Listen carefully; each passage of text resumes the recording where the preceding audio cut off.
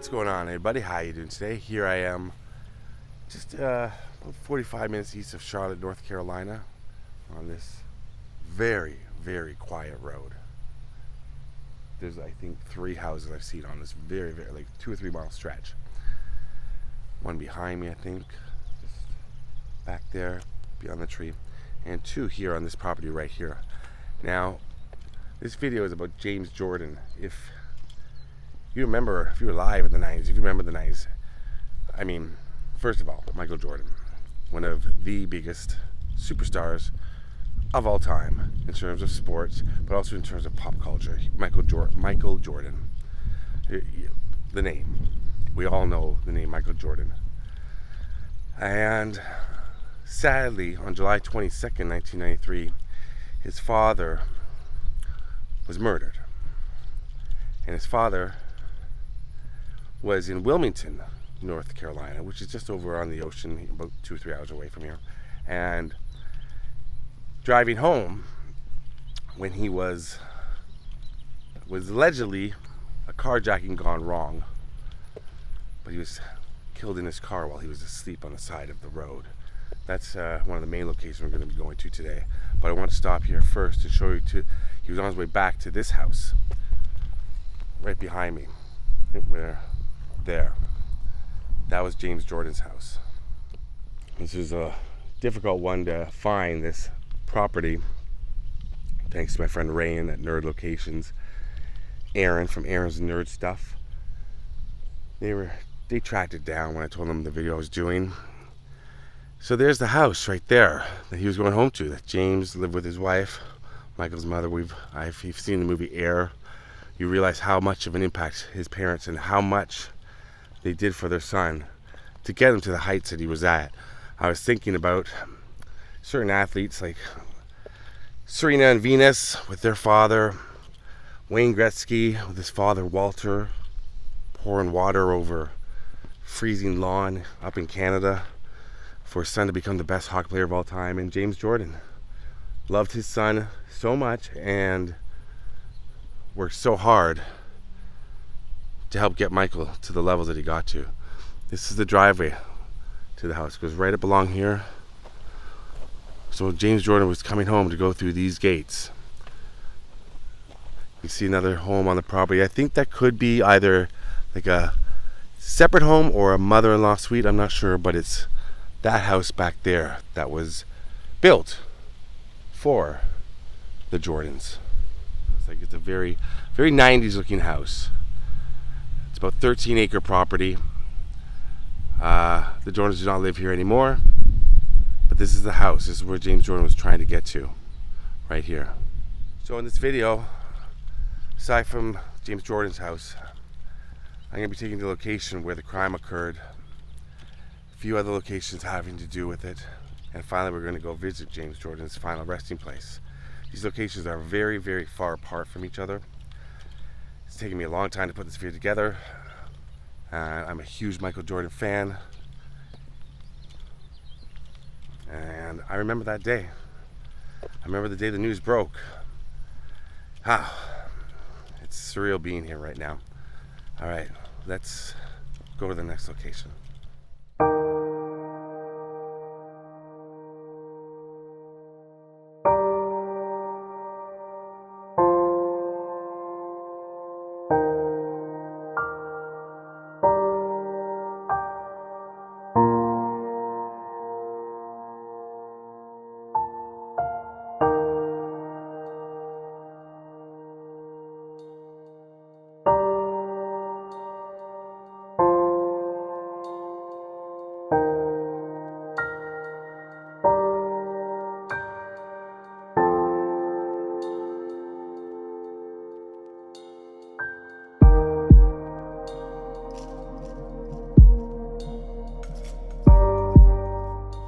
All right, so I'm standing near the Sundew Quick Shops. Bobby, who works there, thank you, man. Shout out right away to Bobby. I knew I had to come here to this location first to find the exact location that I'm looking for. Look at this, where I'm standing. Look, it's very, very heavily what's the term? Well, besides them, it's very, very hot right now. And it's the middle of summer here. Just like it was July 93. Now this is 95 and 74 intersect right about here. And there used to be a turnoff to get off of 95 right here, where all these trees have grown up. Now, as you can see, as the bugs are biting, they've moved the exit. The exit's no longer here.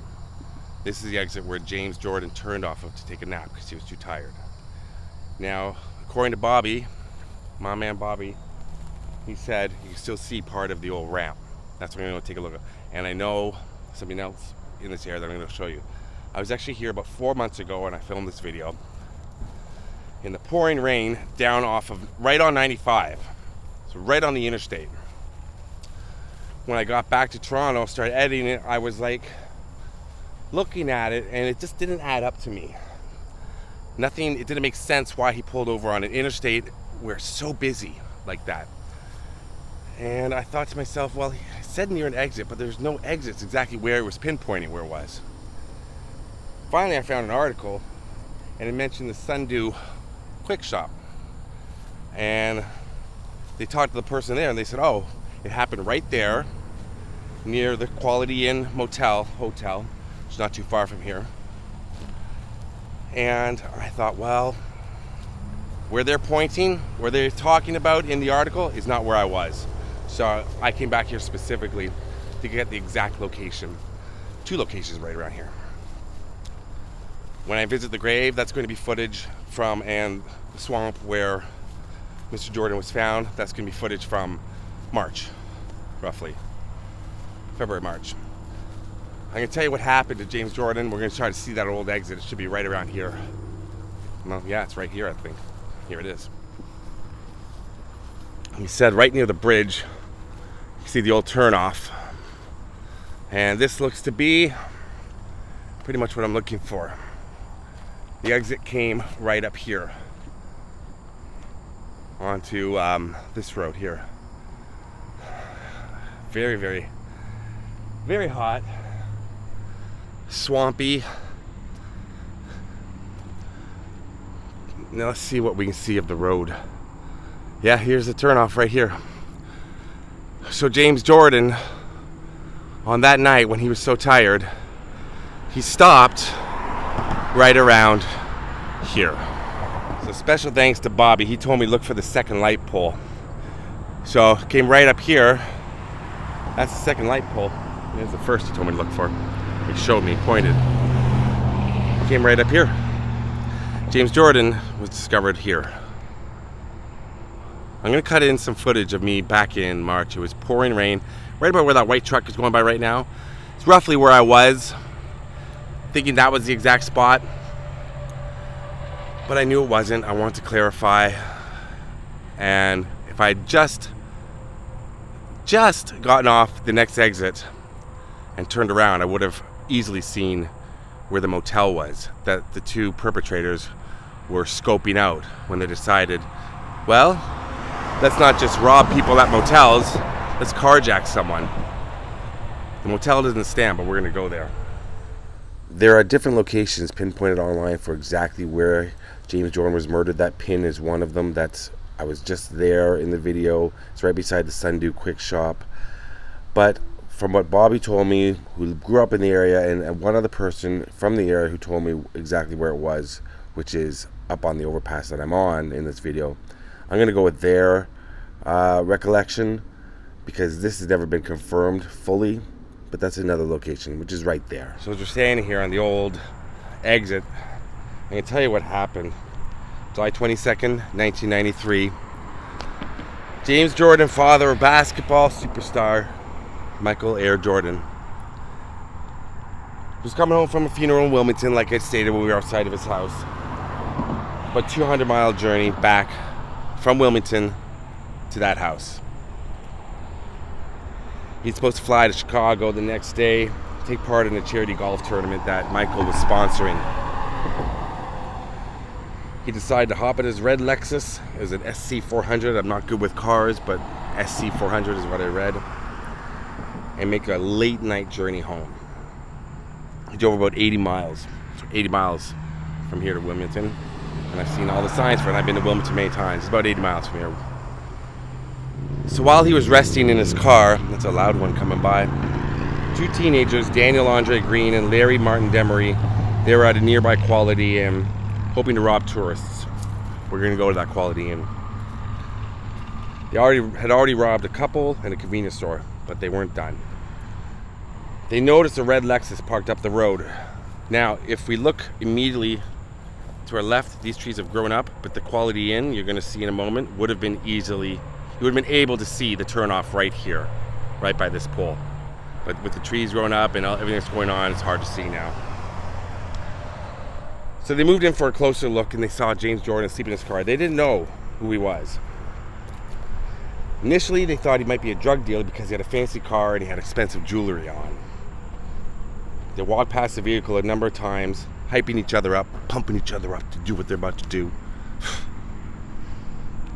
They finally picked up the confidence to rob James Jordan.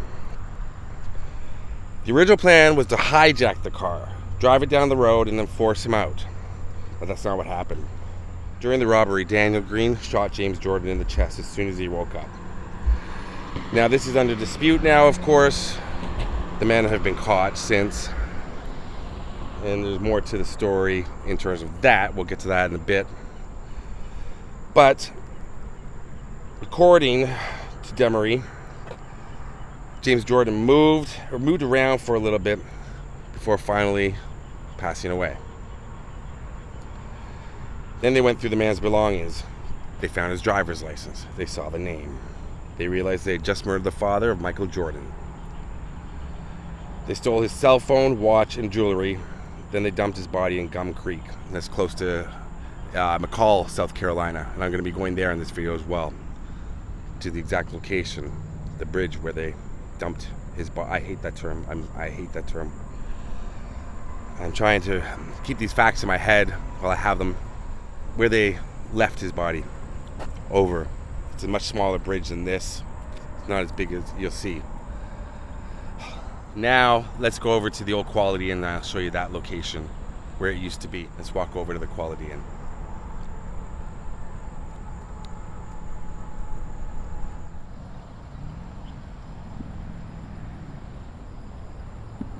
Whew. I ended up driving. For my international viewers who don't really know the States that well, North Carolina, very cool in the winter and fall, you know, go outside, maybe a windbreaker, maybe a hoodie. In the summer, it gets brutally hot. The beaches are amazing. North Carolina is beautiful, as you can see behind me. And right there, I had to drive over because I'm melting. Let me show you. So right there, you see that yellow construction vehicle. There's that pole I was telling you about where Bobby told me to go. So that's where the exit used to be. Just come right off of here. As you can see, they're doing a lot of work. But the exit used to come right up there onto 74. So James Jordan pulled off right up there, and I did my video. I was I was a bit further down, I believe. I think because I was showing some signs, but they could be I'm a little turned around right now. And I was literally standing. I knew I was close to where the Quality Inn, where they were trying to rob. This is my rental car here in the old driveway to it. I've stayed in plenty of motels and hotels. Always got two driveways. There's one right there and the other one right here. Now, so I used to stand right here. This is where they were casing people, tourists, people stopping for the night. And they were creeping around here, the two guys, Daniel and Larry. So I was just down a bit. And when I was looking at the footage when I got home, I noticed stuff and I was just like, I knew there was a cement. Let me show you. Let me walk over here.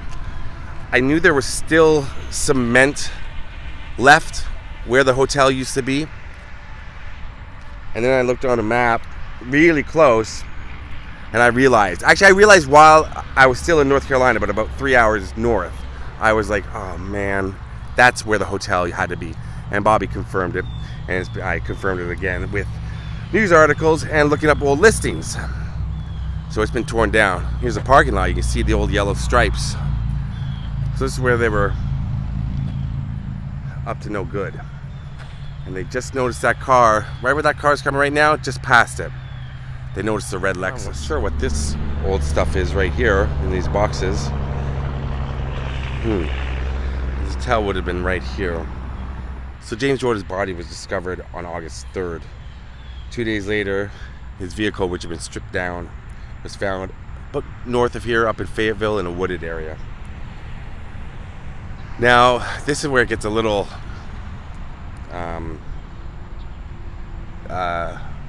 hard to say, but his body was in a state of extreme decomposition, and he wasn't identified until August 13th with the help of dental records provided by the family dentist. His jaw and hands were preserved for identification.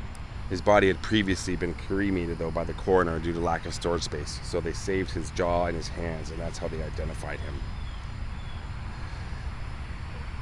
Also, the VIN number on the Lexus, not scratched off, easy to find. That helped too. Now, here's where we get into the criminal mind and how just, come on. I mean, back in the day, 1993 cell phones, you still have to think, they can track cell phones. Even in 93 when you're using the big ones, the big Saved by the Bell type ones, you would think they wouldn't use it, but they did. They made a series of personal phone calls to their friends and families, the two guys. I should mention there was a pair of NBA rings given to him by Michael. They made videos too. I think they made a rap video or something I was reading before. I'm trying to remember. One of them wearing the rings, or wearing maybe his Rolex watch. I'll show you a clip right now, or screenshot.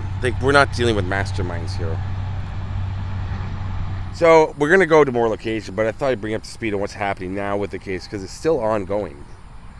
Demery, that's Larry Demery, pled guilty to first-degree murder, armed robbery, conspiracy to commit robbery in 1995. He received a life sentence plus 40 years. He was then resentenced in 2008 after an error was found in his initial sentencing. Now, Daniel Green was also sentenced to life in prison for murder during the robbery, plus an additional 10 years for conspiracy to commit robbery. In 2019, a judge refused to allow an evidentiary hearing that could have led to a new trial for Green, so he remains in prison as he serves out his sentence. Now, on August 18th of 2020, it was reported that the North Carolina Post-Release Supervision and Parole Commission granted parole to Larry Demery, and he was expected to be released August of this year, though it was later pushed back by a year. However, on December 28, 2021, the commission announced that Demery's agreement had been terminated, effective immediately without giving a reason, and he would be reviewed again for parole on or around December 15th of this year. So they remain in prison. I think they're both pretty much blaming each other. I mean, I'm sure if any of their family members are watching, they're, I don't know. All I can say is they're both in prison for it. Whoever pulled the trigger, you're both robbing people at gunpoint. What do you say to that? And one of you pulled the trigger. It's said who it was. They're blaming each other. But you were both there. You both knew what you were doing. Right? But this is the location where the hotel used to be. And right up there, where James Jordan took his last breath. Sleeping in his car, trying to get home so he could see his son the next day in Chicago. Superstar or not, it's father and son, man. That's a bond, and he was trying to get back to see his son. Of course, seeing his wife that night. Then fly to Chicago the next day to spend some time with his boy. And two guys, not just robbed him, but robbed him of that. We're going to go to the swamp now where his body was discovered. You can even see where the rooms used to be with the bathrooms. Is that about how big a hotel room would be? Look, with the tiles, here's where the bathrooms would be. Restrooms. Wow. Not to be gross, but I mean, there's the toilets. These are the old rooms of the motel right here. Isn't that crazy? Look, it goes all the way. It's like an L shape. That'd be the front desk where we just were right there. Yeah. And it looks like this would be more parking on the side. Yeah, parking for the motel. So yeah, those two just hanging around here, waiting for victims. Innocent people just spending the night on their way somewhere, whether east or west, north or south. Major thoroughfare here. Possibly going just to the beach, middle of July. Wake up, car's gone, stuff is gone. They've been robbed outside of a hotel. They think they're safe. Wow.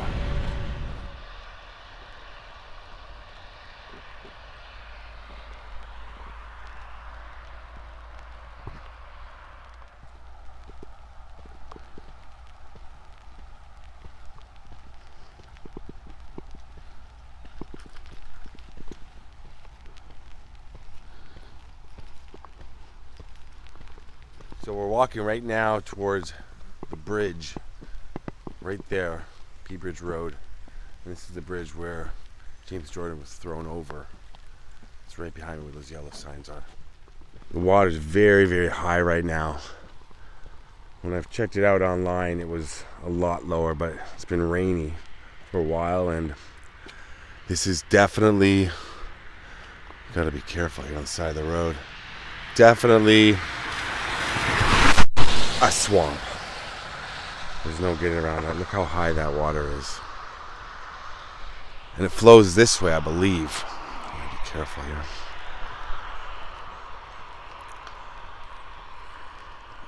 All the way down there.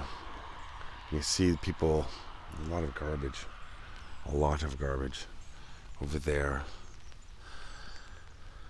Oh, God. So he floated somewhat further down. He was found draped over a tree limb. You can see how that could happen. The trees, the way they're in the water like that, all throughout. See there? Like I said, I believe he floated this way. The tree limbs just go into the water there, and been in the water for 3 weeks. You can see it's a very, very lonely, sad little area.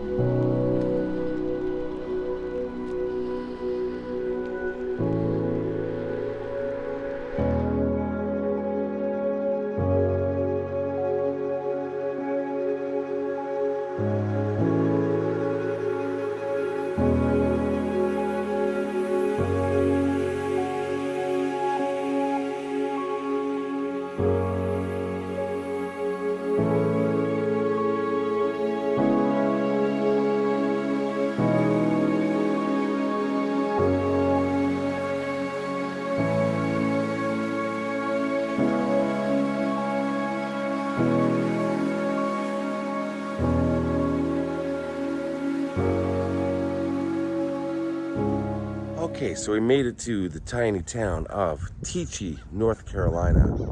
Really, really beautiful area. When I checked the route from where I was this morning, Fayetteville, North Carolina, shout out Fayetteville, love Fayetteville. It was about an hour and 10 minutes.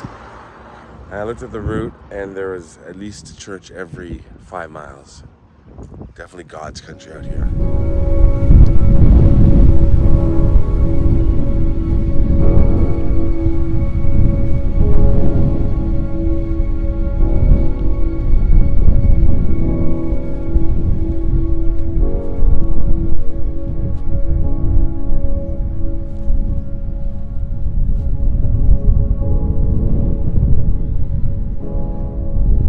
So right here are James Jordan's parents, William, Rosabelle.